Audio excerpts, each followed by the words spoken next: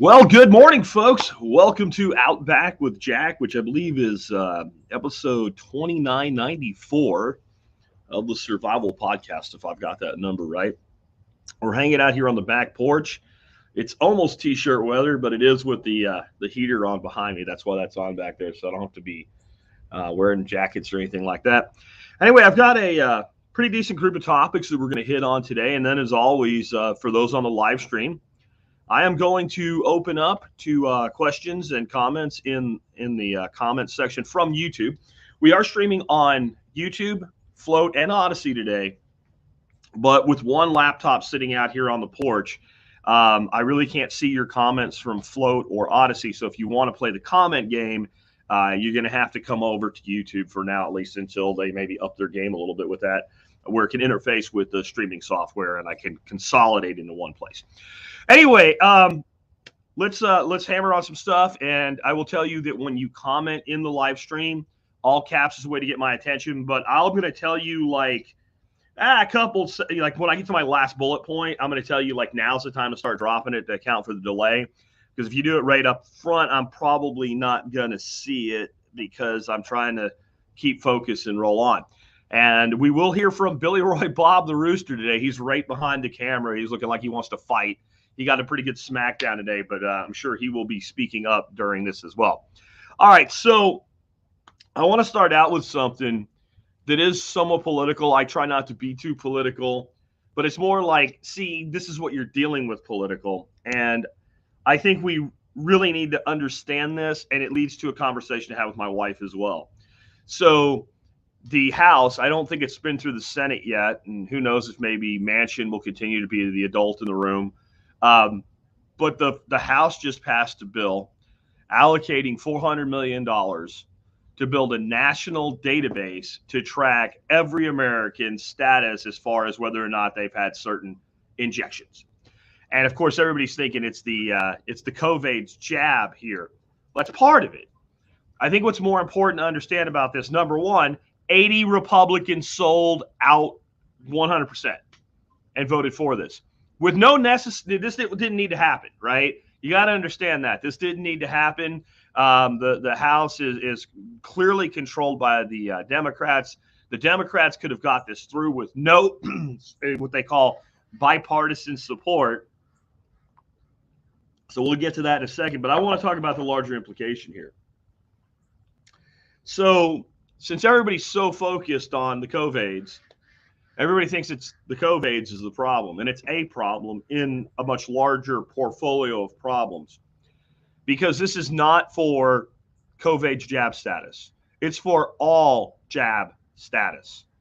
So to me, but this database, Jack, you're going to have us all in this database. They can take this. This is, for those that can't see on the camera, on double middle fingers. This is me in your database.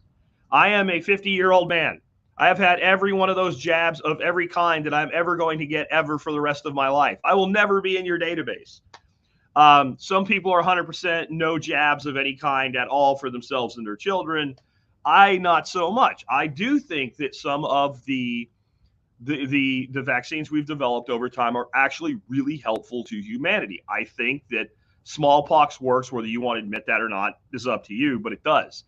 So what this means is that many parents who are going to say, we're not doing this COVID thing for the pandemic are going to still be like, well, I want to get my kids vaccinated, right? I want to get polio and smallpox and what have you. And you can say you're not going to. I know I have a huge group of you guys that are like, none, ever, none. Okay, fine. That's you. We're talking about your fellow Americans here who you're on the same side of most of the time anyway. Those people end up in that database. This becomes a tracking database that will track the majority of Americans as to their status for medical treatments, whether they want to be tracked or not. So there he is. So anyway, get off of there, right? So anyway, if you think about it, one of the things we've always been concerned about is something similar being done with firearms ownership, which, by the way, has totally been done by different law enforcement organizations and already exists without any approval from Congress. Just saying, they have that. If you look at what's going on with COVIDs, with these, vaccine passports and stuff like that. This is like the first perfect brick in the wall toward building something akin to China's social credit score. It's just one criteria. Are you protected by protecting your fellow man from being properly shot up with chemicals, right? And they're also going to use this to send out reminders. Like, hey, Bill, did you know you need your 47th booster? Or, hey, as an adult, Bill, you're still supposed to get your DPT or whatever, Then on top of this, they're going to look at it for vaccination rates by zip code and determine there's extra money. And of course, they'll keep throwing money in because they can print it and throw money in. And certain places will need help to get to higher levels. And again, not just for the COVID's crap, but for any shot they deem necessary for humanity. And that means money. And what it means is the party in control, right now that would be the Democrats, the future could be the Republicans, will be able to use this to reward or control jurisdictions and zip codes and areas and cities and regions by pumping money in under the auspices of, we have to help them get more shots done. Which is absolutely asinine, and it's not going to change. Like, if you notice, like the numbers have remained pretty consistent to who's willing to do this and who isn't. And I bet you if you went back and figured out like adults that get, he's going to have to go, man. I got a pellet gun back there, dude. Adults that are supposed to get, they say adults are supposed to get certain boosters of certain immunizations we get when we're children. No, most of us don't. And it's proof that it's not necessary because we've never had any kind of major breakout of measles or any of the things where the vaccine actually works. This is really bad. But what I wanted to talk about more in it is understanding corporatism, if that word is the word you want to use for this, or the more accurate word that some people get triggered by, fascism, and what's really going on here. So, everybody wants to call them rhinos, Republicans in name only. I think we need to stop using that term when you have a huge majority of a group that tends to behave a certain way. You just start saying that's what that group of people do. But again, there is absolutely no need for these Republicans to have crossed over and voted for this thing unless they actually wanted it to happen and they wanted to be on record with wanting it to happen for some reason, right? That doesn't necessarily mean that they wanted it to happen because I think it's a good idea and they're all for it, but maybe there's a reason that they wanted it to happen, as in there's a benefit to them doing what they're told. So my wife and I were talking about this because she gets really political at times and she's a voter and she's going to do this and that. And you know me, I'm more like, okay, like when I think my vote counts, maybe I will possibly, because I'm not big on the slavery suggestion box. But she'll, and part of the problem with that is people get caught up and they think that the power lies in the hands of the congressman or the senator or the president or whatever, and they don't know where the real power lies. So the analogy I gave her, and she snapped to it like that fast when I did, is let's imagine that you and your friends and whatever are sitting in your living room and nobody's armed, nobody has a gun on them, and somebody just kicks your front door in and walks in, and they've got a full-on rock and roll Arnold Schwarzenegger freaking, M60 with the freaking belt around their back, machine gun pointed at you. And then like two more guys come in and flank with the same setup. And they're serious, right? Like, remember in Tombstone, the old Tombstone with Val Kilmer played Doc Holliday, and I can't think of the guy's name now. I think it was Kurt Russell played Wyatt, and Sam Elliott played Virgil, or that one. And there's a scene in it where some shit's going down, and Ike Clanton is running his mouth, and freaking Wyatt pulls the freaking gun out, cocks the hammer back, and says, "I will turn your head into a canoe." And one of the other like cowboy gang members is like, I think he's bluffing. And Ike's like, "No, he's not." Like, he knows, like, this guy's going to open my cap. Like, that's the understanding you have. These people will mow you down. and they start giving you orders, you're going to do what they say. And you're going to do what they say under the threat of violence. That's how government works. That's how government works. Government is using force by proxy. It's not as obvious. It's more of it's an iron fist, but it's got a velvet glove. They make the trains run on time. They make things look good. But you have a gun leveled at you on every law that's ever been passed ever. Okay? Great. In our scenario, though, where those three men come into your home and point those three machine guns at you, who's in charge? The men or the machine guns? Who actually has the power? Does the gun, if they threw the machine guns through your front door and said, you better do what the gun says, and they taped a note to the gun that said what they wanted you to do, what would you do? You would pick the gun up and point it out your window and go, I don't think so, bitch, right? Only when the man comes in with the gun, right, or in the future maybe robots, but then still somewhere there's somebody controlling that robot, either with keystrokes or a joystick. Who's in charge? Who has the power? Who's giving the orders? The person holding the gun. Okay, in our system of government, which is fascist corporatism, the people holding the gun are the corporations, and the gun is the Congress itself. And it's more like Congress is the firing pin that initiates the action that sends the projectile down the barrel in various forms of regulations and government and funding for their mandates that tells local entities and federal agencies enforce this shit. But they're not in charge. And that's what this shows you clearly, because let's say you were a Republican. It's not exactly beneficial to you right now, in this moment, as a Republican Congress clown, to say, I'm voting for a federal shot database, right? A federal jab database. That's not politically astute. You probably shouldn't do it. But not 8 of them, 80 of them did it. Now, who do you think told them to do it? A, Santa Claus, because Christmas is coming. B, the elf on the shelf that works for Santa. C, the Easter Bunny, because he feels left out this time of year. Or 4, the pharmaceutical corporation lobbies. Who do you think got those 80-ass clowns to vote for this thing against their best political interest? The corporations that said, we want this to be bipartisan. Don't worry, we've done the and what they did, they have their lobbyists go, who are the safe clowns?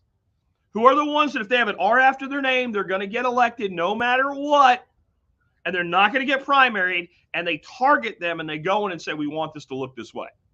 That's the only explanation you have, because there's no way this is beneficial. There's no way, if they're actually worried about being primaried out, this helps them not be primaried out. No way. This is not good politically, but they did it anyway. And if you don't understand that the corporations like Moderna and Pfizer that are right now making something like $10,000 a second on one product, the jab, that we paid for as the public funded all the research of and development of this thing. We paid for it, and now we're paying for it to be administered. That's why it's free. It's not free. Every single ounce of that shit is paid for with tax dollars. So we pay to develop it. We pay to deliver it. We pay to enforce it on ourselves. And we then turn to the Congress and we say it's their fault. No. The system was designed to be controlled. The Congress and the entire government is a giant series of guns. And the person that pulls the trigger is responsible, not the firearm. This is like our argument against gun control, right?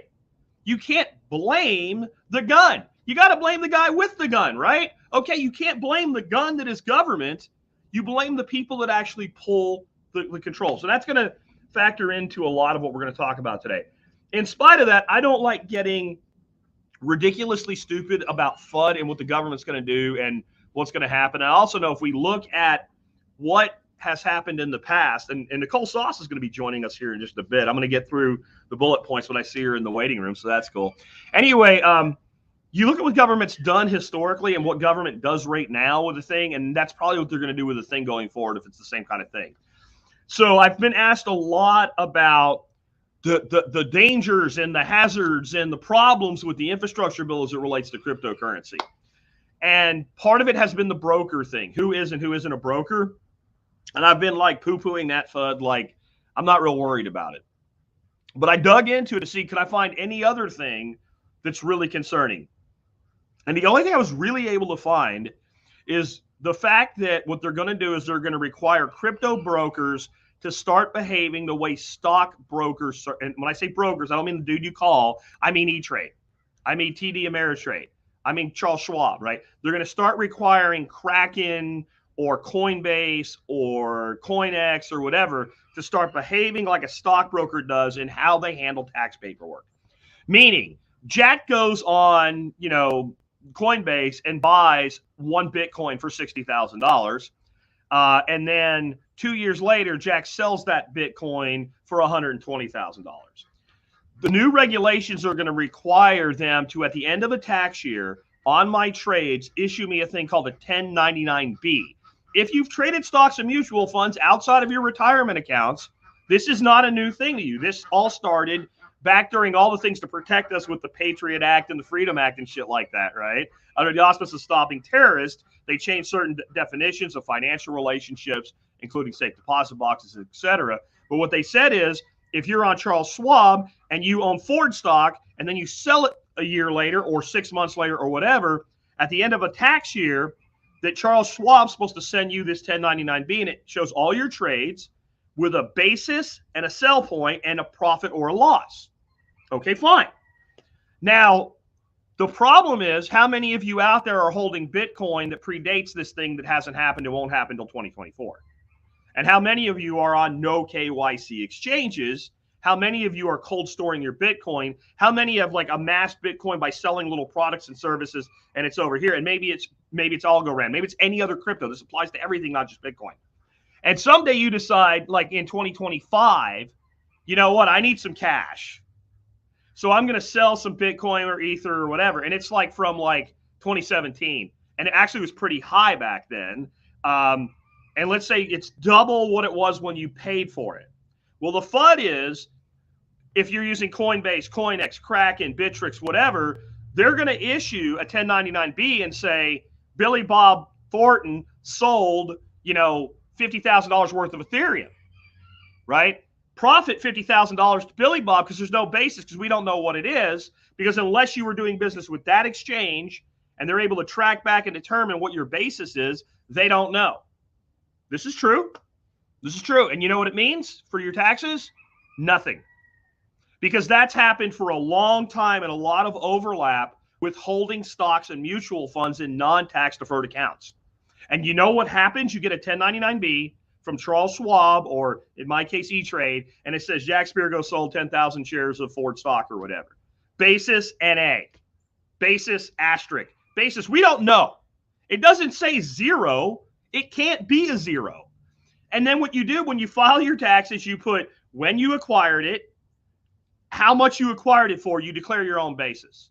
And eventually that moves to where there's not really a lot of overlap anymore, and everything being filed has that basis provided by the broker. So it's not the big problem that it's being made out to be. And that's all I can find. That's all I can find. Moving on.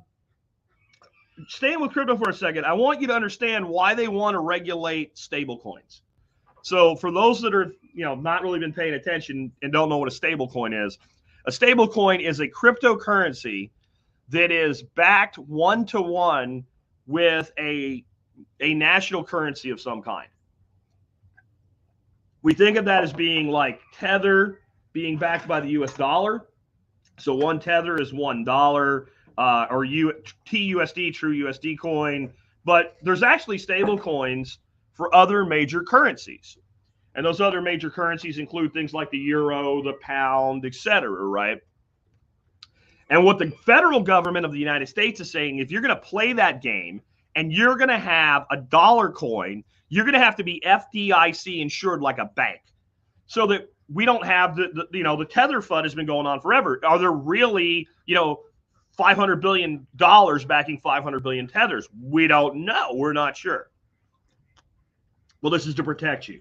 Okay, the guy that comes into your house, points a machine gun at you, he's not worried about protecting you. No, it's to protect them. And what they really want is they want to control the on and off ramps of crypto and what they know is going to happen in time.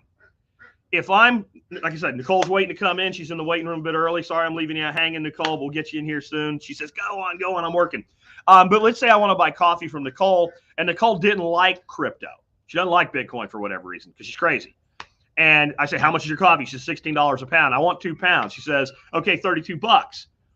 In the very near future, there's going to be enough integration with like Square, Cash App, Strike, all this shit, that I'll be able to pay her in USD coin or Tether or something like that. And she'll say, well, I'll take that because it's dollars. So I don't care. Or she'll say, you know what? If you pay me with this app, you can use whatever you want and it'll convert to a stable coin on the end for me. And for all I'm concerned, I'm getting space credits in this form instead of, this form.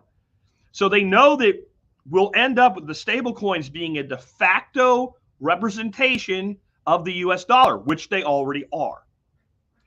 But if you FDIC them, then you can require all kinds of recording requirements. And you could say, you know what, we don't really feel comfortable with like Pricey coin. If you ever heard of Pricey, and there's a couple other ones.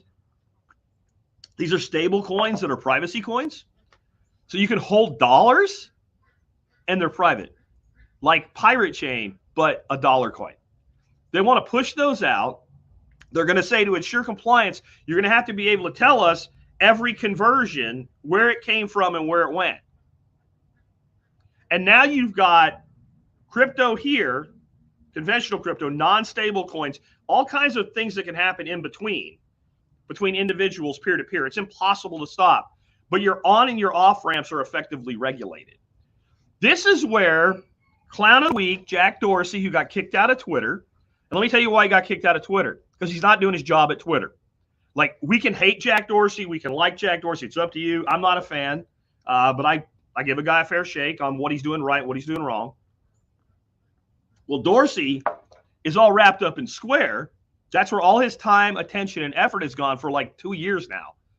So Twitter stock's not exactly flying, it's more falling, and shareholders are pissed. And where's the guy in charge? The captain is screwing off on another ship, so he's got to go, so they kick him off. But what he's doing with Square is he's working to build a Bitcoin-backed DEX, or decentralized exchange, to create off-ramps and on-ramps between fiat and Bitcoin that are unregulated. Now, this is the game, right? So you got people like Dorsey, and he's not the only one trying to do this and remove counterparty risk, so that you and I have dollar coins of some kind and you have Bitcoins of some kind, and we want to exchange. He's building a DEX where that exchange is direct. Maybe the DEX takes a 0.1% fee for doing it, but it doesn't really know who we are. And we don't have to know. I can tell you who I am, or I can not tell you who I am, and we can still make that swap. But if they regulate the stable coins, I don't know how that's going to happen. I don't know how that's going to happen at all, unless you end up with some other form of a stable coin that's not currency backed. So if you end up with a coin that's backed by some basket of commodities, the problem is when you commoditize something, it's a race to the bottom. So I don't know what else you could do that with. If you do it with silver or gold, it's been done, but not as a stable coin. It kind of defeats the point, and you still have volatility. The whole point of a stable coin is you have stability. Like, there might be 15% inflation, but a dollar's a dollar at the end of the year. So I think this is and D Tombo says he thinks that Cardano might be a stable coin. There used to be a joke about that. The ticker symbol for Cardano is ADA. And until it kind of broke out, that people would, even fans of it, would say it's a dollar always, that's what it is. And Algo was kind of really stable around like 80 cents to $1 for a while too, and then they kind of broke out, which isn't a bad thing. But that's why they want to regulate stable coins, is to regulate the on and off ramps, which still leaves a massive amount of the crypto economy for us to do with as we will. And I think that we have to start thinking different. I keep having people ask me, how do I buy Bitcoin privately?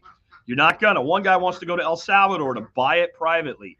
And I really didn't understand when he was asking me by email. He was wanting to go to El Salvador to build a private Bitcoin wallet. I'm like, software is geographically agnostic. It doesn't care. I didn't really get it, but my opinion is Bitcoin and Ethereum specifically, you don't even want to hide it, because we're going to have a banking system where we can collateralize it against loans and have lifetime income off it tax-free because there's no tax on debt. And we're going to have this continuous appreciating asset, specifically in Bitcoin, that will go on after I'm dead. I'm totally on board with that now. I'm a student of Michael Saylor with that. I believe it 100%. And then we might want other things like Monero or Pirate Chain or even some other alts that are in this other DEX world. We use these other technologies to get and hodl, and then we have that for exchange amongst ourselves. I think that's kind of where we need to go with this. Next up, I have a band I just found, and I know I've heard some of their music before, but I didn't know who they were. There was a song somebody posted on MeWe yesterday called Jesus, What Have We Become? And it's not really a religious song at all. It's about the COVID pandemic and what we've done to ourselves. And the video is heart-wrenching, but it should be seen. The band is called 5 Times August. And I don't know how. Like, as soon as I saw it, I stripped it off MeWe and I put it up on Odyssey. I found it on YouTube, but it was like on some little channel with like 18 views. And then when I tracked down the band, like, they're on YouTube and they haven't had anything taken down. I don't understand it yet. These guys are like on the top of some of the Apple Music and Spotify charts and things like that. It's really music that hits you here. I'm going to I said I wasn't going to do Song of the Days until, like, I was going to bring that segment back at the end of the show until next year after the Christmas break. I'm going to feature 4 of their songs next week. Out of Your Mind, I think, is one I'm going to do. I'm definitely going to do the one, Jesus, What Have We Become? There's one called Silent War, and I'm going to try to pick a 4th one out of there. But I will have a link in the video or the audio notes for this podcast. You can go over to the site and you can check out their website. And I really like what they're doing. I am going to go back on crypto real quick here. So it's not going to be a whole crypto dominated episode or anything like that. But I do want you guys to know this, because I recommended back in like 2016, 2017, a cryptocurrency called Ark. And I know a shitload of people in this audience have Ark in your possession. There is a team working with Ark on a meme coin. Think Doge or Shiba or Inu or some of those stupid doggy coins, right? In fact, it's called Bark, and the ticker symbol is BARK. You can't buy it yet. It's not on the exchanges. Technically, you can't there's not even a wallet for it yet, but it can be held in the Ark wallet, and it's kind of in the background, and you have to know how to look to even see if you have it. They're going to build a plugin for the Ark wallet, which is where you stake your Ark, and when that plugin becomes available, all of a sudden you'll be able to send and receive Bark in the conventional crypto way. The reason I want you to know this, right?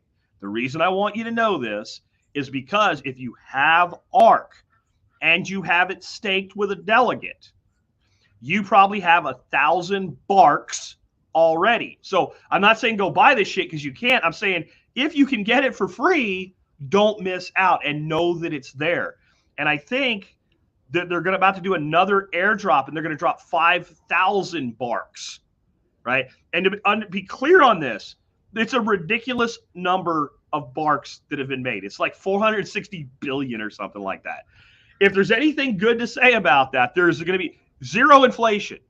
What the hell? How can you do that, right? Well, they made them. They minted them all straight out of the gate, and almost everything's getting airdropped somewhere, and it'll get put into circulation and move around. Now, I'm sure that the developers behind it will airdrop plenty to themselves, but also if you go to their Discord and their Telegram, there's 2 separate faucets. And basically, it's exclamation point faucet space in your Ark address. And every 7 days, you can get 10 more Barks just by plugging that into the faucet on Telegram and Discord. And there's separate faucets. So you can get 10 from Discord and 10 from Telegram while they're doing it. So, yes, somebody says, Left Seat Adventure said, woohoo, my Ark had puppies. That's kind of what happened, right? So we're going to have puppies off the Ark. And I just want you to know about that. And I did a post yesterday, like an 8-point post of some thoughts I have on crypto. And I have a link in the notes here, and you can check that out. That's not going to be a regular thing. Maybe once a month I'll do that. But things I'm holding and what I think you should look into. Now, I want to make this, and I'm going to bring Nicole in while we do this because I think she might have some things to add here. How you doing, Nicole? Doing great. How are you? You're muted. Oh. You are muted. You're not muted on, is your microphone muted? No. Nope, you're muted. When you figure it out, let me know. I'm going to roll on. So, I've been screaming, get out, get out, get out of the cities for like since COVID really started, right? And I keep telling you the window's closing, and the window is closing. And I want you to take that seriously, that we have an issue here and this is for the people that you feel I want out. Nicole, they say, well, people are saying you know what? It's my fault, guys. Yeah, she'll be back. I think it was my fault, Nicole. I had my speaker muted. So they're in chat saying like we can hear it. Anyway, let me roll this out, and I want your thoughts on it too. So I feel like the window to get out of the cities is starting to close, and I don't mean that somebody's going to put up a fence around it and machine guns and keep you from leaving. What I mean by that is the cost to get the hell out keeps going up, and more, especially in these bad cities you don't want to be in, the ability to sell your property and make some money and take it with you is going down. Like we have this inverse relationship going on right now. And I really am glad Nicole joined us today because I don't want to just talk about getting out. I want to talk about how to get out here a little bit at the end. And I want to also talk about not underestimating the number of people that buy into the bullshit. I don't know about you, Nicole. I keep seeing people on social media. We're winning. We're the real majority. 80% of people think like us. And I'm like, no. No, they don't. There's a lot of mass Karens out there and what have you. And so I think that you're going to see these cities move more and more toward totalitarianism, more and more local government kind of throwing their weight around, imposing mandates. Like, you know, Biden's mandates have been like a skeet match for the courts. Like doubles are getting shot down. There goes the OSHA mandate. There goes the contractor mandate. There goes the military mandate, like left and right. But the local governments have a lot more ability to do this crap, right? And they have a lot more umbrella under the court where it's like, we really can't tell them what they can do with their local jurisdiction. So I think you need to get out, but you can't underestimate how many of your neighbors really think you should be locked down for the rest of your life. Like, because I guarantee you there were people in Nazi Germany like, no, my neighbors would never turn me into the Nazis. And they're like, they're over here. Like that happened. And there's like a mass hysteria going on. And I think we need to make the move now. But I think that we also need to think about how. So, Nicole, I know you've heard a lot of this too. We're all going to get a piece of land, man. And we're going to have a planned community. And we're all going to move there. And we're going to have libertarian town, right? You're still going to deal with the jurisdiction around you.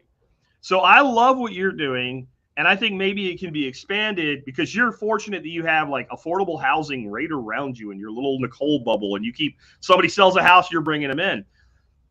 It's difficult for me to do here because I have like the only house that's not a $750,000 house, right? Within 2 miles of my house. You just need the rich libertarians to move to your neighborhood. Yeah. And they don't want to come. I don't know why, and it's, the reason is because most people that have means have settled into what they're looking for, right? So you have people that are still trying to find what they're looking for. Generally, they don't have means or they would have already acquired it.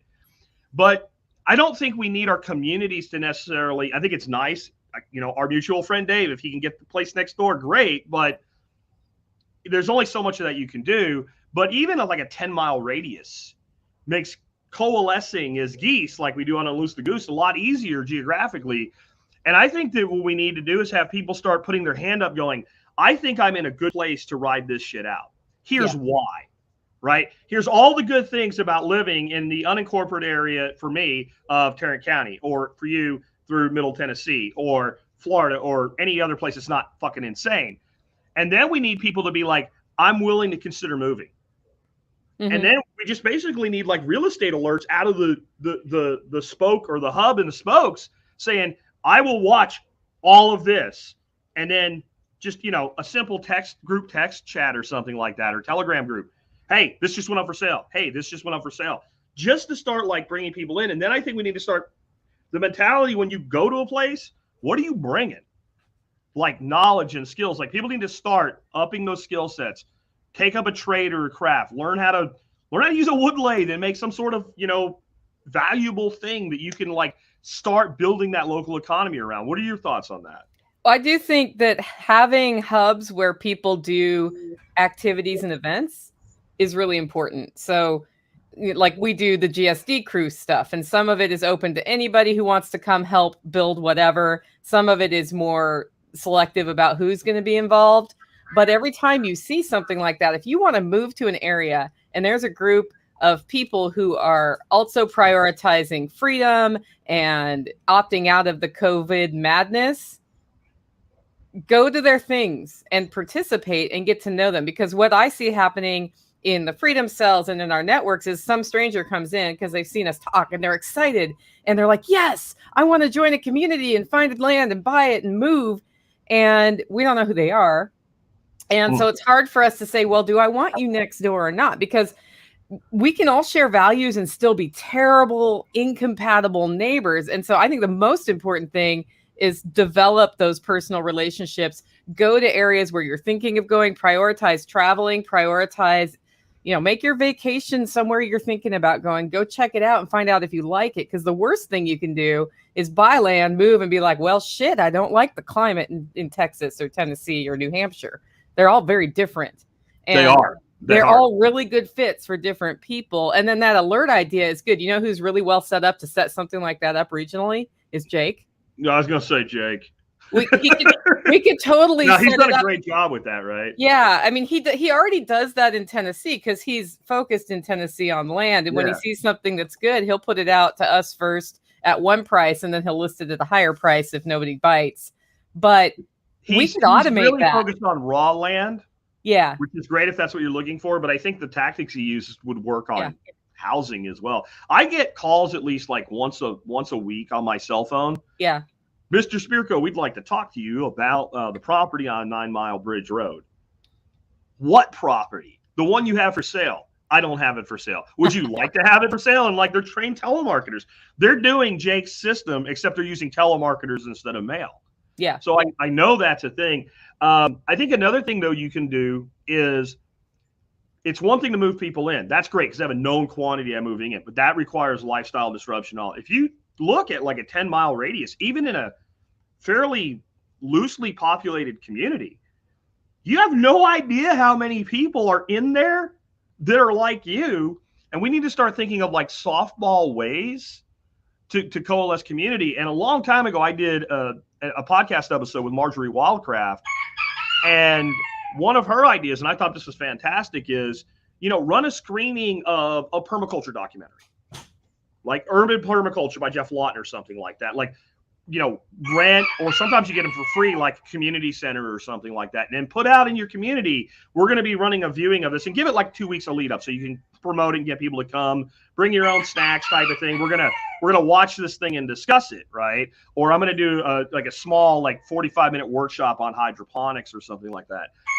And I know not everybody will have this, but I have like this big property and this huge garage, and we just put a 100-inch drop screen with a projector. I'm like, I could totally do that for my neighborhood. And then you start finding the people that are already there.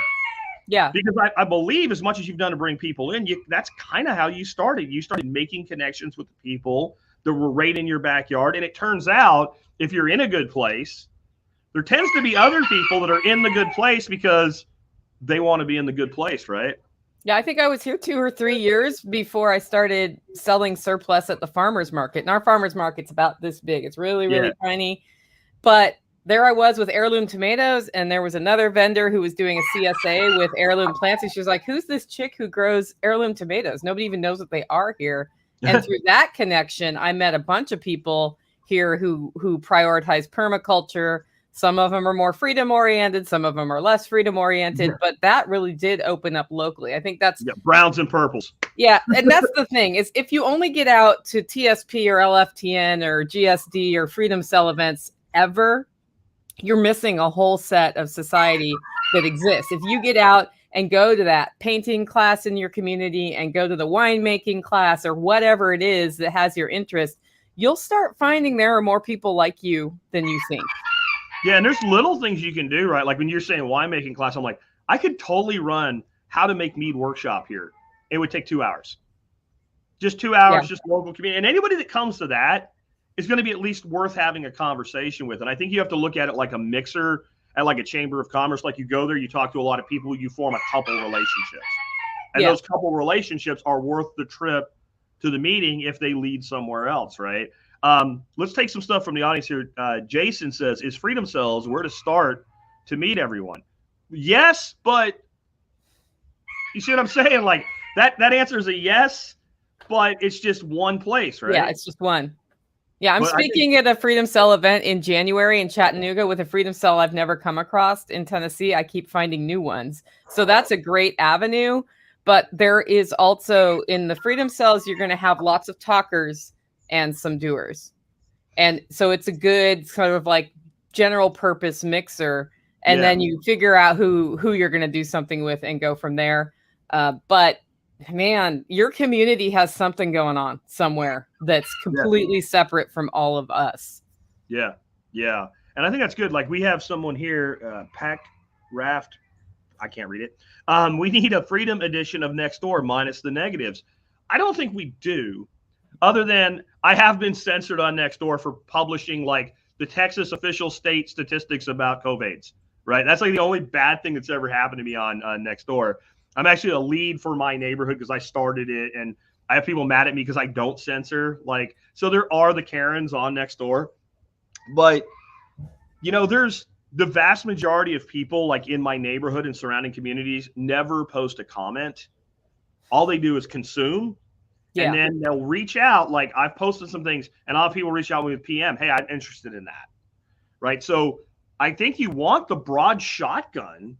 And I don't think you're going to have a problem on Nextdoor saying, hey, I'm going to be running a class 2 weeks from now on how to make mead. You need to bring 3 pounds of honey. I provide everything else for $10 and I put snacks out. Like that's not going to be a problem.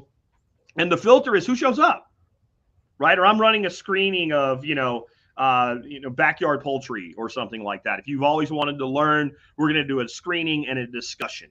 Like to me, those are the things that bring in the people that have the interest in the common ideal. And I've always said to lead with relationships versus the agenda. Yeah. I just saw somebody say when there's it's Tim. Hi, Toolman Tim. When there's a local emergency, Facebook and Nextdoor are the best place to quickly get info. That's also a really great way that if you are involved in helping with a local community emergency, you're going to find people. So if it's, driving generators around to people to get their stuff frozen or whatever it is, that's what we do here. We end up meeting people we haven't met. And some of them turn out to be really good friends. Yeah. Yeah. And here's another person. Charles says, should we relocate to El Salvador, AKA Bitcoin Beach? I don't know. Do you want to live in El Salvador? I mean, I'll tell you what I would do if I was considering El Salvador. I'd first find a way to get some paperwork that says I'm allowed to travel internationally in the air without actually doing the thing you're supposed to get to do that, if it's possible. Because that's my big thing with international travel right now. I'm not doing it because I'm not doing the thing, right? But if you wanted to go and you're willing to do the thing, or you've already been coerced into doing the thing and you have a passport, I would take like a 3 or 4 week trip to El Salvador. And I wouldn't just go to the little bitty spot on the beach where the armed guys keep all the bad guys out. I'd travel around and I'd get to know El Salvador. I'd hire a professional guide to make sure, because people say, well, there's dangerous places. There's dangerous places in Chicago. The problem is when you go to a foreign country, you don't have the same awareness. Like we kind of know in America what we're looking at. And like you start walking down a street and go, nope, wrong street. Like you may not, having traveled a lot in Central America myself, you may not recognize that because a lot of places that look like that in Central America, totally fine. There's different things that clue you in, but I would go spend time there. Yeah, you can trade Bitcoin. It's legal tender. You don't have to pay taxes on it. But do you know what the actual tax burden is going to be of living in El Salvador? Right? You know what? I don't. But I know it's not free. So I would make sure you know all of those things before you make a snap decision. Now, I'm very interested in the program they have. So they have a program. If you spend 3 Bitcoins, which if you just had money and you didn't want to spend the Bitcoin you had, you could convert those to Bitcoins and spend them as Bitcoins.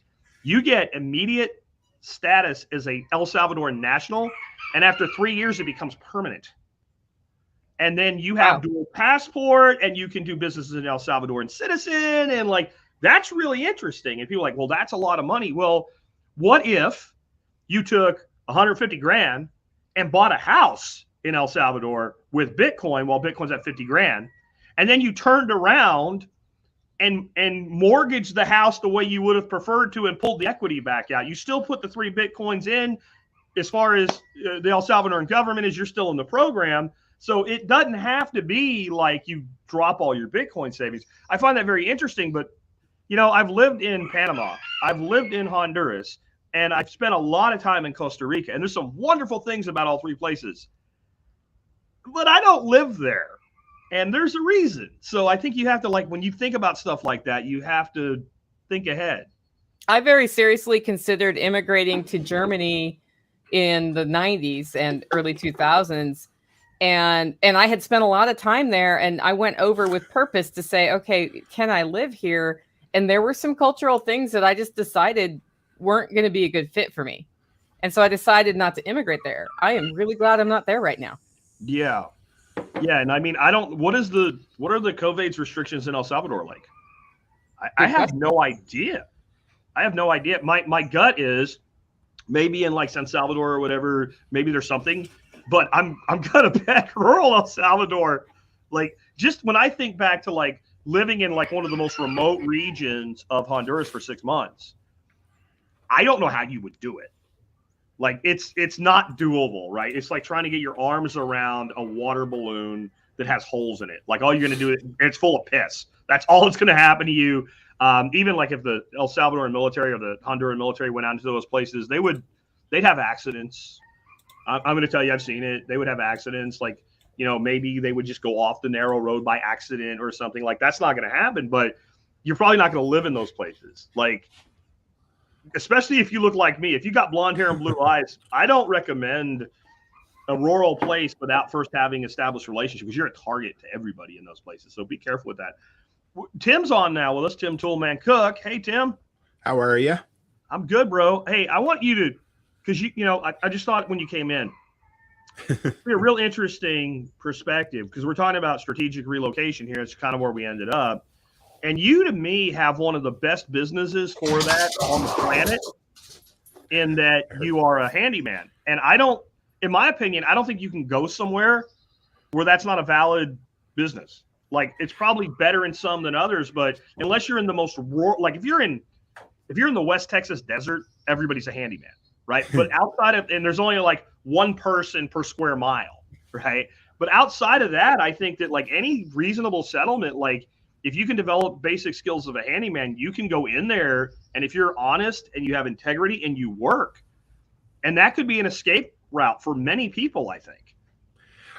Man, I've been talking about it all the time lately. Entrepreneurship, period, is the key to get through this with freedom, you know, but handyman number 1 is, oh man, it's and yeah, it's transferable anywhere. Like we talk about it, you know, we still have the freedom in Canada to move around, but individual provinces don't vary that much, unlike, you know, you guys with individual states. So there's not as much of a benefit from going to one place to another. You know, I'm in the closest thing to Texas and Canada and Alberta, and that ain't saying a whole hell of a lot. But yeah, I mean, we've talked about it before. You know, our kids are settled here now, but between the content creation and the handyman business, those are 2 businesses that aren't really geographically centered, and you can haul up roots and take off and go start making money somewhere else pretty darn quick. Well, I definitely would say you can haul ass and set up pretty darn quick. We had a guy do some work for me here because my handyman went away. He was great. And after one conversation with him, my wife's like, we found a guy. I'm like, no, we didn't. She's like, why not? I said, he's going to leave. He was a traveler. He was looking for a place to call home, and he basically showed up here with a backpack on his back, and he had a buddy. He slept on his couch, and in 3 weeks he was making money because he was good at what he did. But when he started asking me, like, well, where'd you guys live before this? I'm like, Hot Springs, Arkansas. Well, what's that like? We've been thinking about that, and I'm like, hey, he's going to leave. Mm-hmm. But that does show that like he was as flexible with where he set up shop to work as an Uber driver would be, right? And then that's another option too. I think there's a lot of ways out, but I think that some sort of side hustle, some sort of self-employment, some sort of something like that is really necessary. By the way, Scrambling, Brian from Washington is saying he's serious. If anybody wants to do the El Salvador thing with a coffee farm eco village to pay the bills, if anybody wants to invest, I'll build it. So, and he can out there with money and you want to do something, make it happen, man. He probably won't fail. I'll say one thing about Brian. He tends to accomplish the things no matter how crazy it sounds either or anything, like, I'm going to create a new festival based on Sasquatches. And then like, a year later, there's like thousands of people hanging out with Brian. Like, it's cool. Well, and he has the contacts in the coffee world. So he's set well for that. Yeah. Well, he messaged me, I can't even remember, I want to say 6 months ago or something. He's like, can I run some of your content on my radio station when I get it up and running? And I'm like, sure, whatever. You don't hear anything more about it. And then all of a sudden he's got a friggin' studio set up and you're like, yeah, you do what you say. I love it.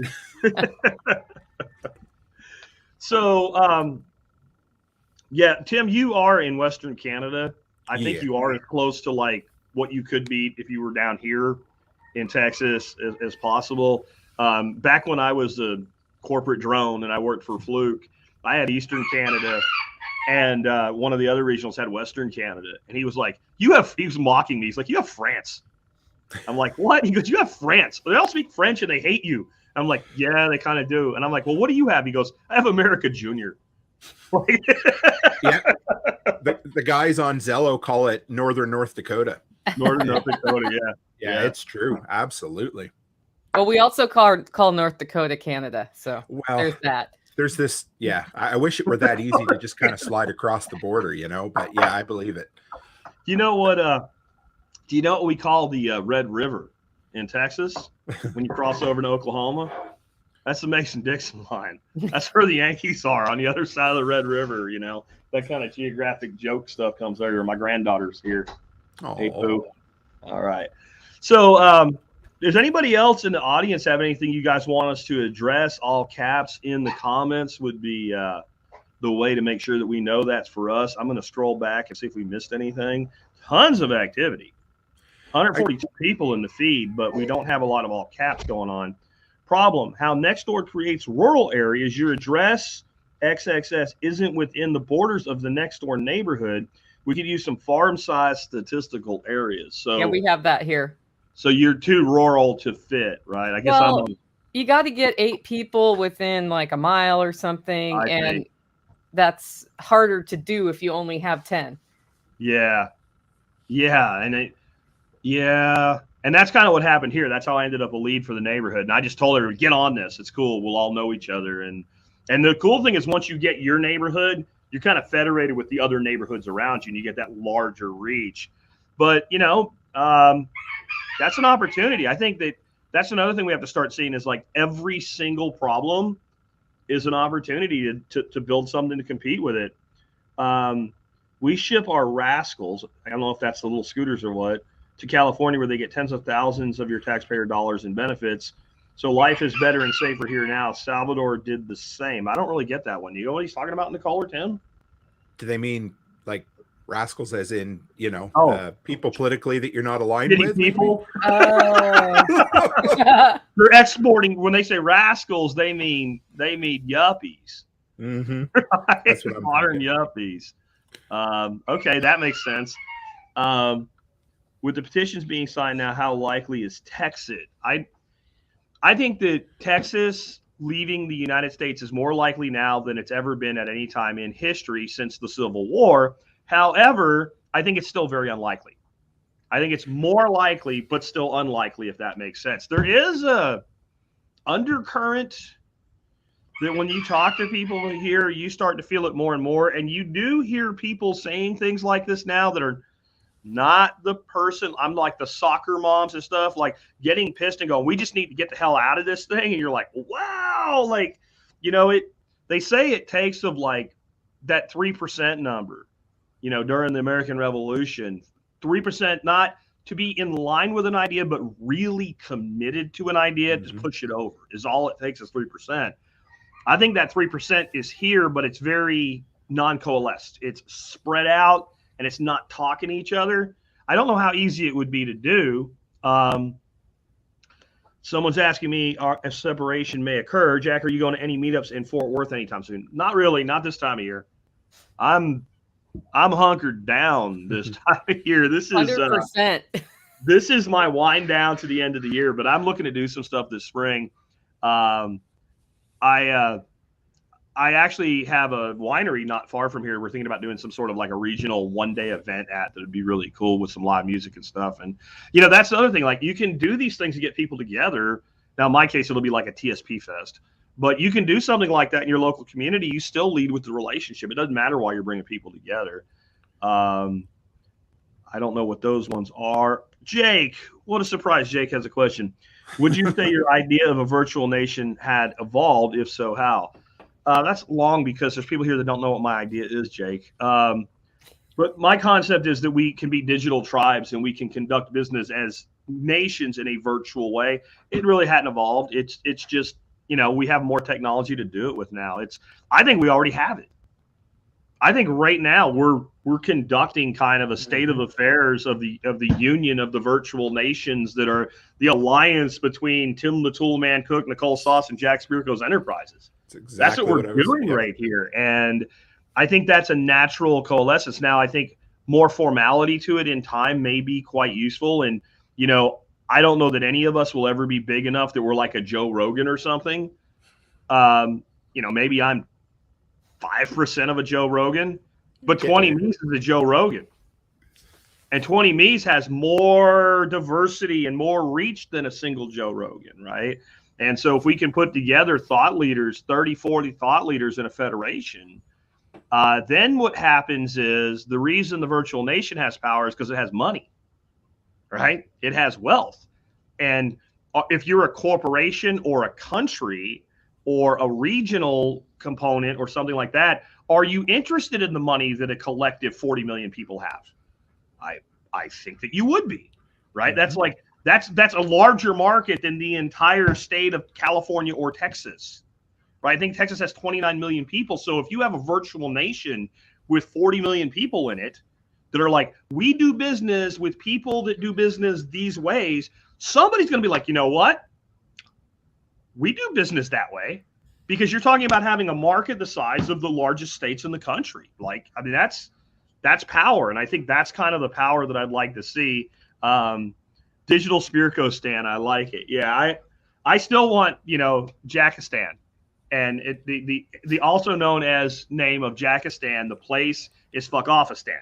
I would love to have that someday. But I talk about that. I don't know how realistic it is.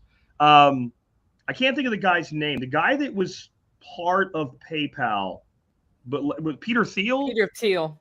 Yeah. Peter Thiel, right? He wanted to do seasteading with these like floating cities. Yep. And I don't know if that can ever work because, saltwater breaks shit, right? Really breaks shit bad, right? But the reason he wanted to do it, he said, land is a sucker's game. Any land you have anywhere lies in the jurisdiction of some larger body of land that can tell you what to do. And even if they make a deal with you, like some of these free zones that are being talked about in Central America, like Nicaragua, El Salvador, Honduras are talking about these free zones. Great idea, but you know what happens? Then you go galt, you bring all the productive libertarians there, you start building shit, you start making money, companies come in, set up manufacturing, you start employing locals, you start building this great thing, and then it becomes this shining jewel in the middle of a country that can't pay its bills. And what do you think is going to happen? Do you think they're just going to leave it sit there like that? Where I think if we go decentralized with these communities, so maybe we have these pockets like Nicole's Holler or Jack's, rock farms, right? or Tim in Western America Jr. But then they federate loosely. That's much harder for a state to control or to seize the wealth of or what have you. Now, one thing we have to be careful of, they have a really common practice, don't they, of like us and them and just coming up with a name for you and then saying it's the prepper's fault or it's the homesteader's fault or something like that. Yep. I mean, that's so you have to be careful with, I guess, when you decentralize how much of a like the unvaccinated are causing all the problems right now. Yeah. Is that not a stupid word? Yeah. Isn't it impossible to be unvaccinated? Right? You can be not vaccinated or you can be vaccinated. You can't be unvaccinated. That's not a thing. Right? To be unvaccinated would be take Nicole, we hold her down, we shoot her up with Moderna, and then somebody goes, she didn't want it, and then they take a syringe and they go in and suck it back out. That would be unvaccination, right? There's no such thing as unvaccinated. It's not a thing. They've created a name that sounds like a scourge. Yeah. Right? That sounds I'd like to compare their numbers to the flu shot number successes, because as I look at the statistics, they're very close. The flu shot is also not terribly effective. But you know what? The one thing I can say about the flu shot, when they get it right for the clave, does seem effective in preventing infection and spread.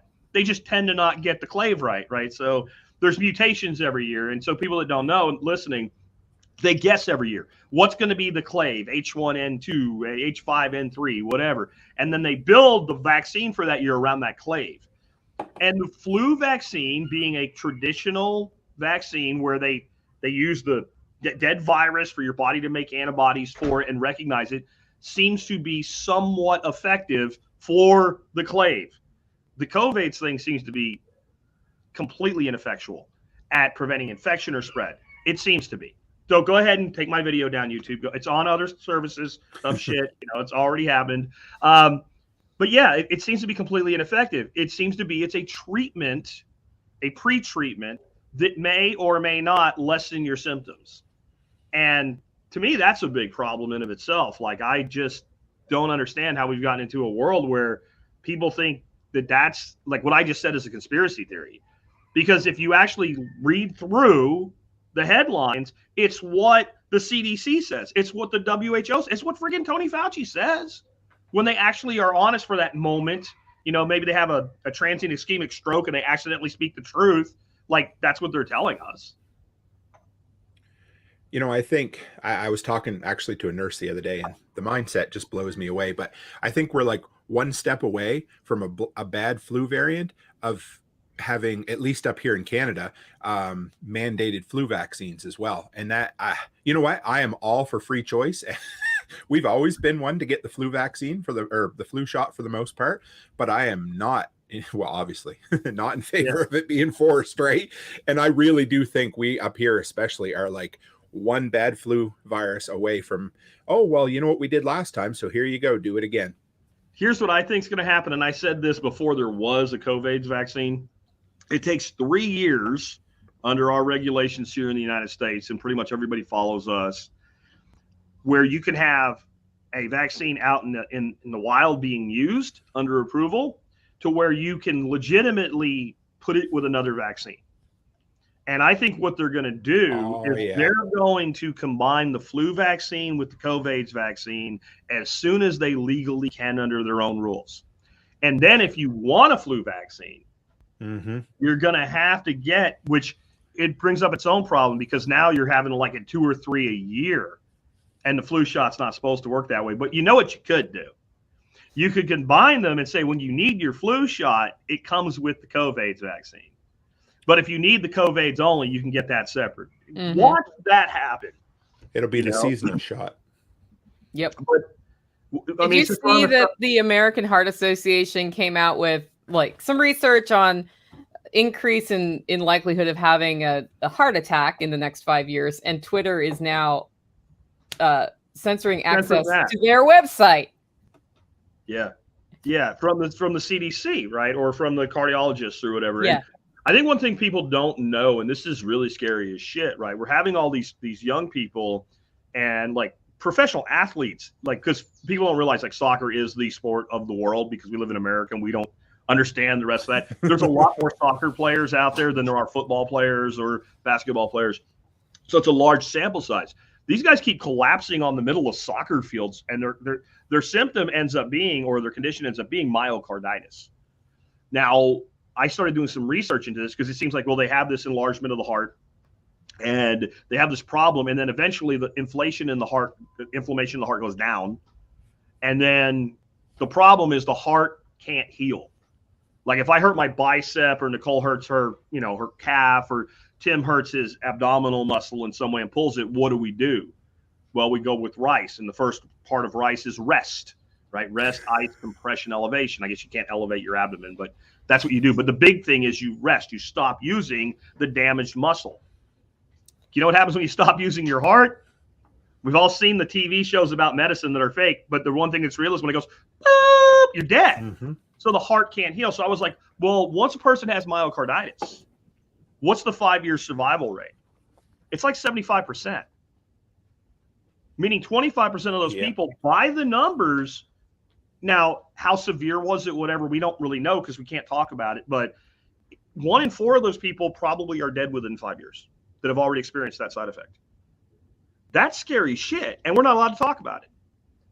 I guess this is going to be strike 2 on Jack's channel. Okay. Oh, you only have 1 strike? Wow. They took 1 away for some reason. I'm not sure why. I had 2. You now I'm all brave again because I got 2 more before I'm gone. They go away, I think. If I remember, if you don't get a second one in a certain period of time, they kind of just, they give you permission to keep going. I was really surprised when I mentioned that. I don't know if you were listening, Tim, when we were talking about 5 Times August, this band that has this music out about all this stuff. They're like huge on YouTube. They haven't had anything taken down, and I think we're finally starting to see some places where maybe even the Gestapo of, the Gulag and Facebook and Shitter and all that are like, can't really censor musicians. Mm-hmm. And like that's not going to go well with the hip in crowd that we're trying to appease. Like they don't really want musicians censored. They want, it's just musicians like trashed or whatever, but they don't want them censored. So maybe that's starting to come through. Fill out the guest form, Bonnie. Yeah, fill out the guest form. Fill out the guest form. Yeah, I didn't see it, but I already know what it is. Anybody that wants to be on the Survival Podcast needs to fill out the guest form. Now, if you go to the Survival Podcast today and you click on guests, you're going to see a blank page that says no. Because we're booked through the year, but I'm going to actually probably this weekend open the guest form back up, and we're going to start booking people in January. So if you want to be on the show, we do 1 interview a week. Fill out the form. Nicole, if the reincarnated ghost of Thomas Jefferson sent me an email and said, I'd like to be on Survival Podcast, what would he receive back in the email? A link to the guest form. You would probably answer that email and you'd say, fill out the guest form link. Fill out the guest form, right? Like you might even give him a secret backdoor link. I don't even know. Yeah. Like I might do that, Yeah. I've done some secret backdoor links for some people. We know that. But you still fill out the form, right? Like people ask me when I had Ron Paul on, did Ron Paul fill out the form? I'm like, well, how do you mean that? Somebody did. Yeah. Right? Like Ron Paul's at the level of fill out the form for me, and then somebody does that. But yeah, I made Ron Paul's people fill out the guest form because it's procedure. It means awesome. We don't screw.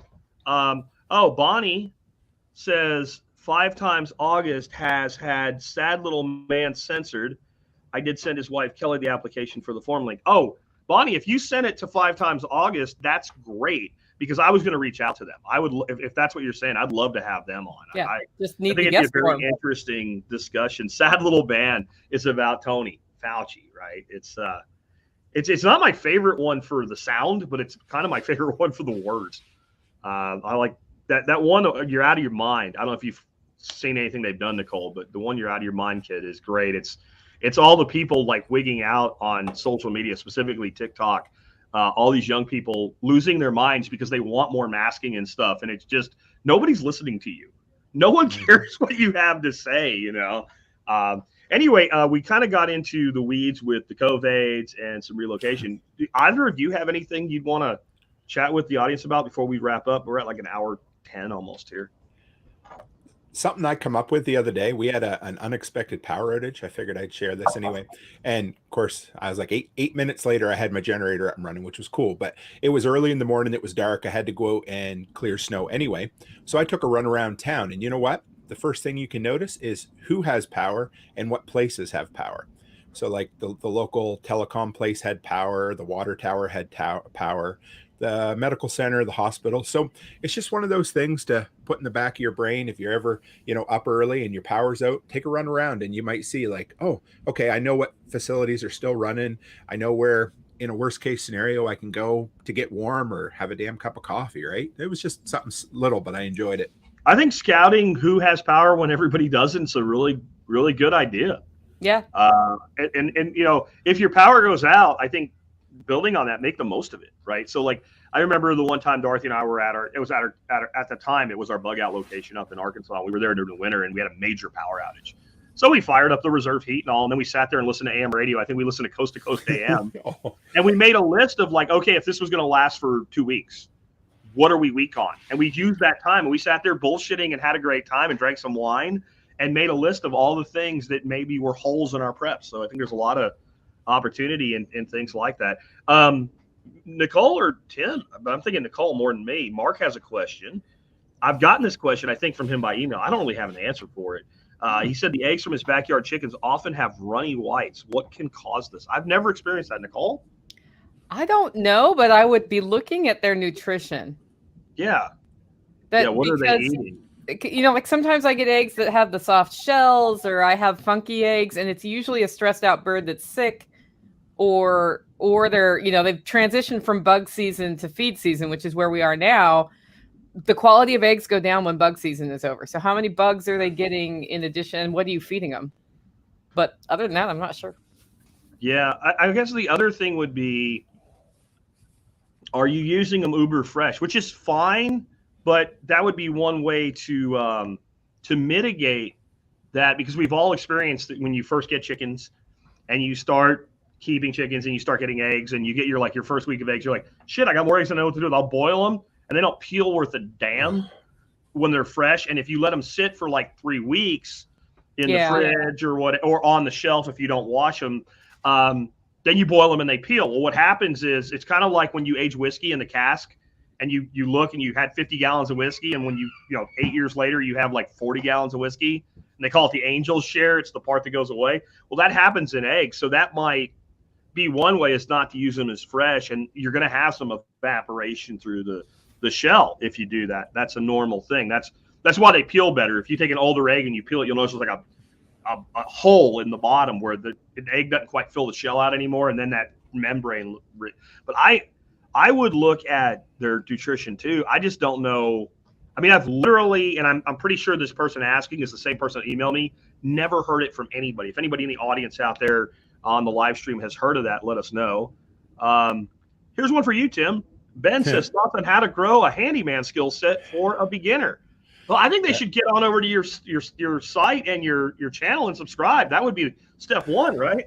That's what he took it right over. Yeah, but I actually, it's kind of cool. But every Thursday right now, I've been running a series called Preparedness, and it's all about what to stock for, and not even like shit hit the fan situation, but just like worst case, we're going through all the systems of the home and one at a time, and like what materials to have, what skills to have, what practice to do, that kind of stuff. But start small. And I try to tell everybody it feels intimidating before you start, but get some small wins under your belt. And almost like I did one on sewer last night. And I mean, almost everything that you can repair with, drainage and stuff, you can do with a pipe wrench, a hacksaw, and an adjustable wrench, and that's about it. But take your time, research ahead of time, watch some videos, and then jump right in. You're going to screw up, but that's okay. And just get a few wins under your belt. And then if it's a bigger project, I always say break it up into smaller pieces. So learn this skill, do that, learn this skill, do that, and go from there. And then once you're comfortable enough, if you're talking about going into business, then start, the things that you've mastered, then start doing them for other people. But yeah, that's where I started. Yeah, and start with things you can't really mess up. Like some of the stuff you've talked about doing, like literally anybody can do, like hauling trash away.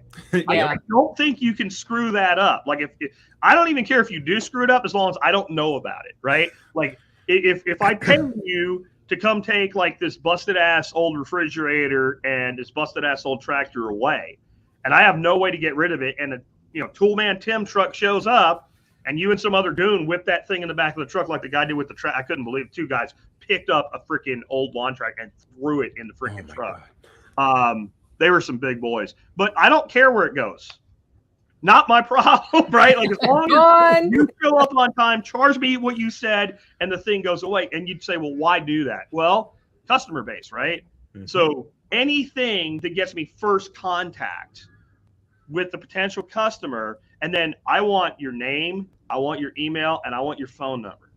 And like when you add a service like gutter cleaning, you know, you group freaking just low tech, man. You got 20 people, throw one group text out there with blind so that everybody sees everybody else's shit, right? Hey, I'm going to be in the area cleaning gutters, you know, next Tuesday. Yeah. If you're interested, let me know. And like start building out your services that way. And then I guess your other thing is, like, if you have some friends around that need some shit done once in a while and it's something you need to learn how to do, go do it for free. You pay me. Give me the money for the materials and I'll do it for you. And then you can add that to your kind of your CV, right? Yep. Hey, I saw a question earlier about how many coffee bushes to grow because coffee prices are going to the moon. And I do want to talk about that because there's a lot of articles about 33% increase in coffee and blah, blah, blah. And I'd love it if Scramblin comments on this too. Every time I see those articles, I reach out to my contacts in the coffee industry and say, what does that really mean? And the answer is about $1 per pound increase. So the amount of, unless you live somewhere where coffee will grow, the amount of resource you're putting into growing coffee bushes, if you're having to greenhouse them and all of those other things, and the quality of product you're going to get in that is probably not worth the input if you're talking about $1 or $2 increase per pound. But the articles make it sound like you're going to go from $20 a pound coffee to $50 a pound coffee. And right now I'm not seeing it.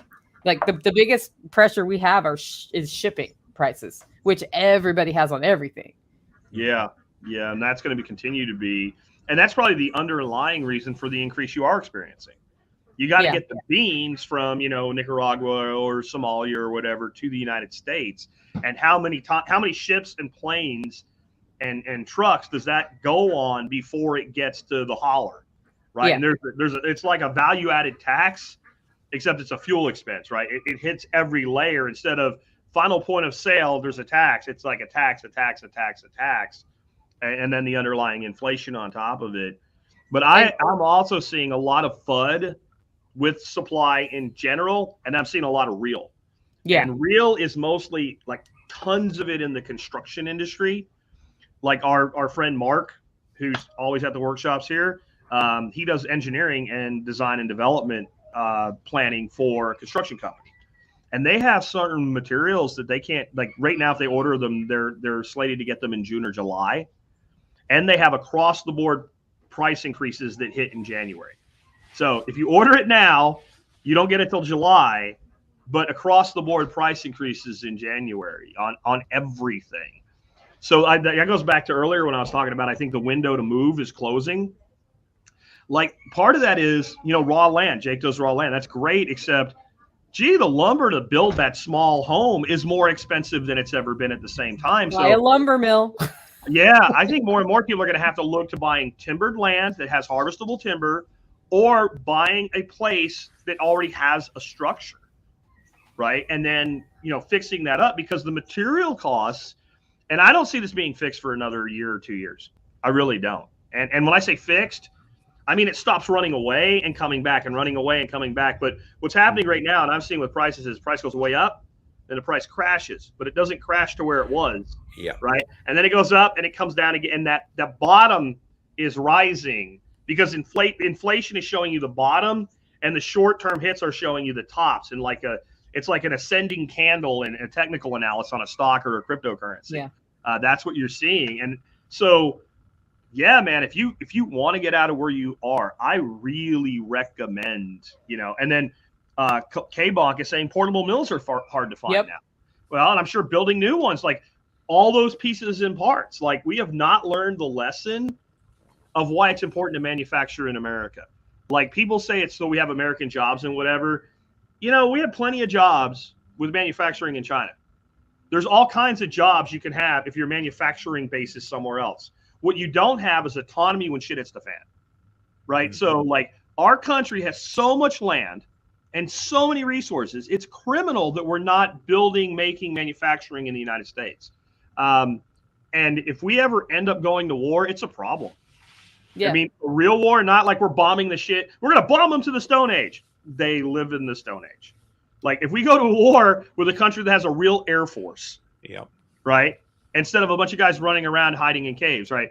And then if China doesn't like it and says, you know what, no penicillin for you. We're like right now, at least 18 months before we're manufacturing the raw materials for antibiotics in this country.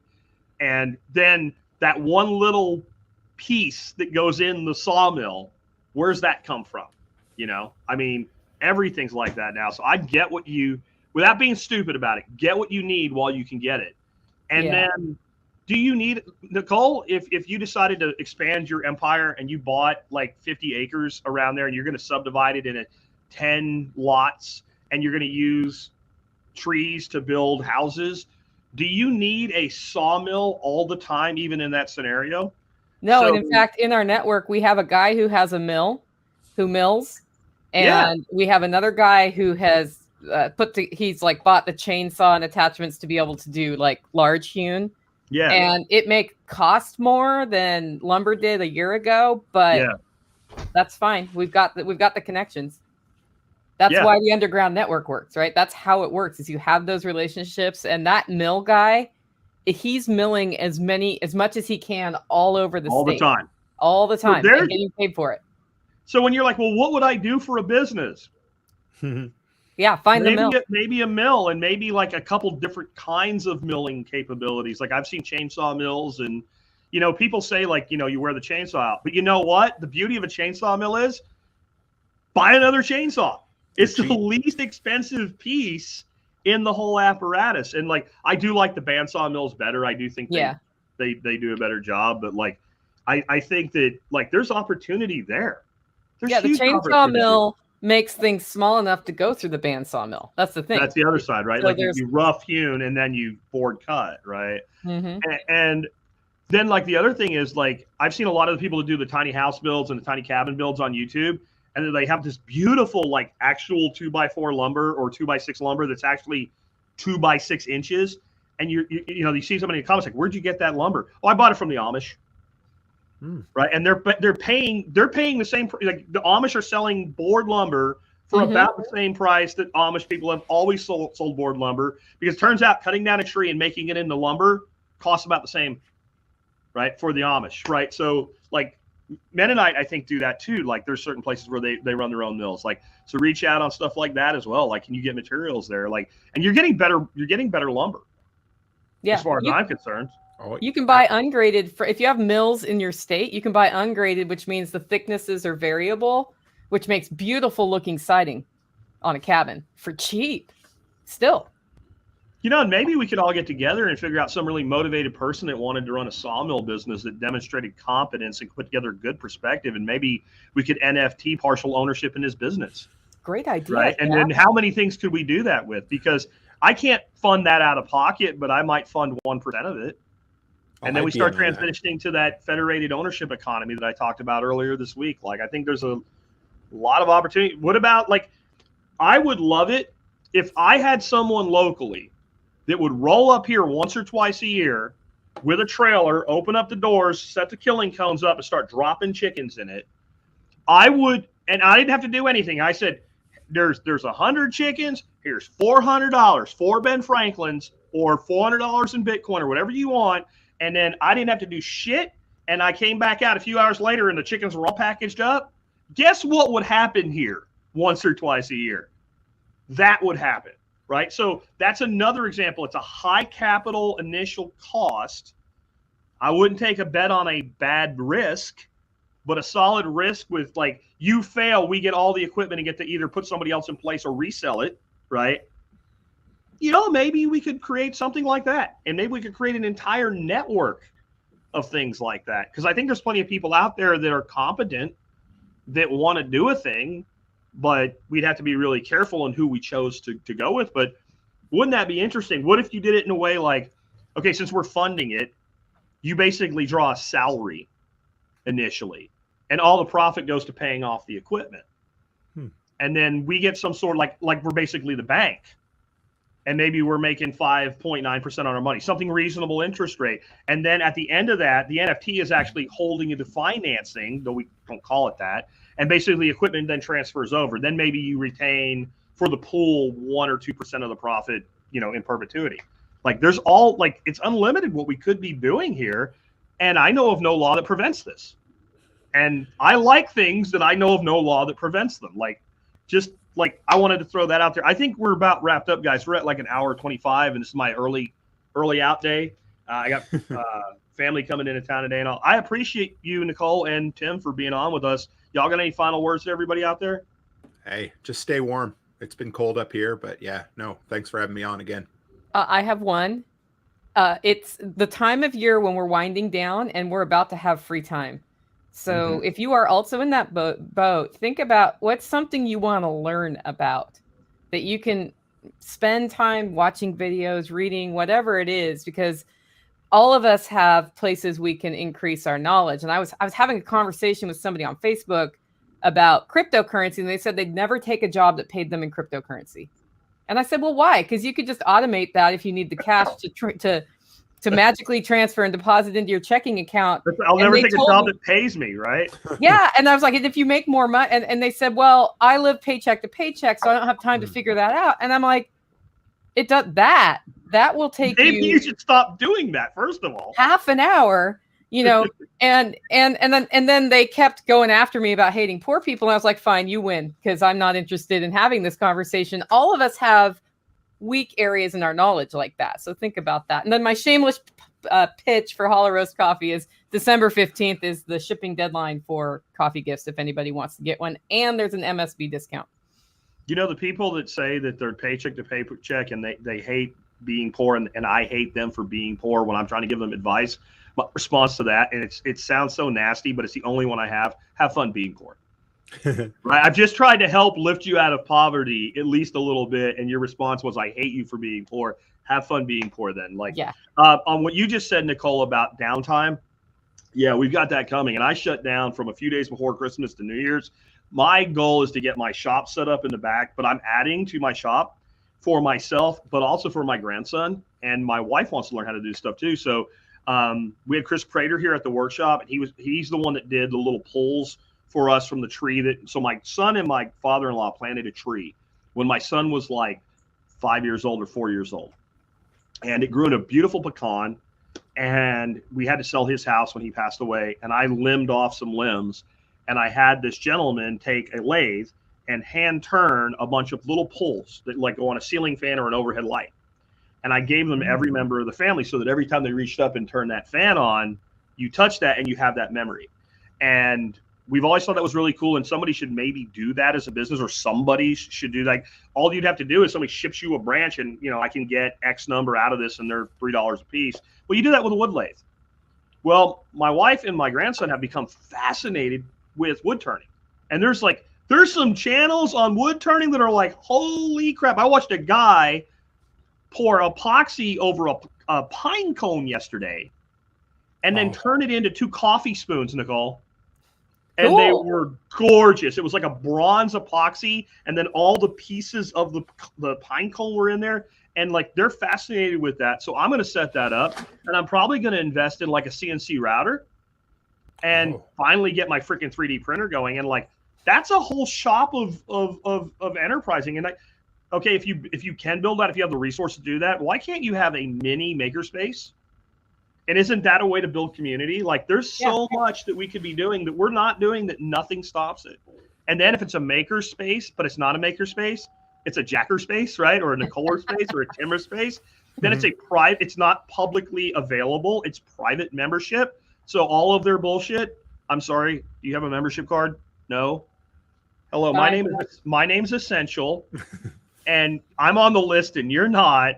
And you got to go. And I want to throw out a little hit for John Willis here at Original SOE Tactical Gear. Nicole's got one too. Think while it's still, I have that one too. He sent it to me. And then this one says, hello, my name is Essential. And he's got a lot of really great shirts, even if you're not into the tactical bags and stuff, which he makes awesome. get over and check out his shirts. There is a link in the show notes. Guys, thanks for being with us. Everybody in the audience, thanks for being with us. That's an hour 30. It's time to wrap. You guys have a great day. Bye, Nicole. Bye, Tim. Have a good day, guys.